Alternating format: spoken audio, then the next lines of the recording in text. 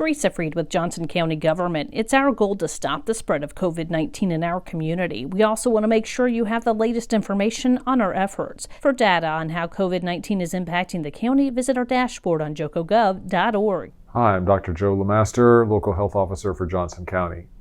So we want today to address a little bit about our hospital situation.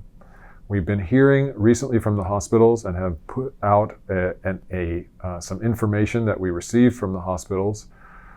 About 2 weeks ago, we began to become aware that the hospitals on the ground experience in terms of their capacity and the number of patients they were seeing, the number of patients in their ICUs, was not actually jiving with the dashboard information that we had. And we became aware that there was a problem with that and that it needed to be rectified.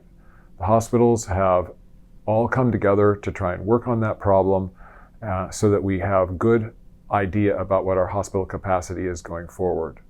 The problem is that we're seeing record numbers of both COVID and other types of cases coming into our hospitals right now.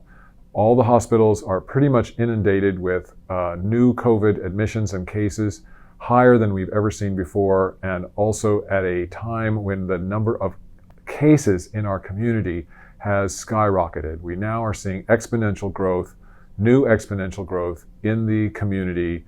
Most of this is not happening in our schools or in long-term care facilities. It's happening out in the community. The numbers are higher than they have ever been.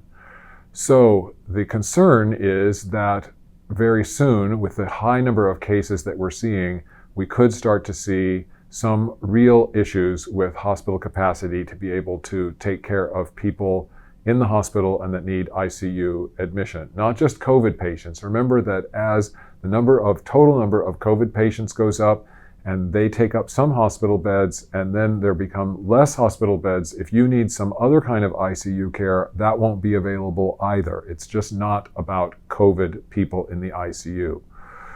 At the same time, we want to continue to say that the clinics that you go to, where you get normal care, where you get immunizations, where you take your kids to get immunizations, are safe. The staff have had very good experience over these last 7 months ramping up both our protocols for wearing PPE, washing hands, wearing masks. The safest place that you can be right now is in a hospital clinic, because or in any sort of a clinic where they are wearing PPE and being very careful about it. This is not a time to pull back from getting vaccinations, especially your flu vaccination. Remember that flu admissions are also something that is a problem during the winter months. People get the flu and then afterwards get pneumonia after that. Year by year, we've seen an excess number of hospitalizations and deaths connected to the flu. So this is not a time to say, I'm not going to get my flu vaccine this year. Get out there and get it.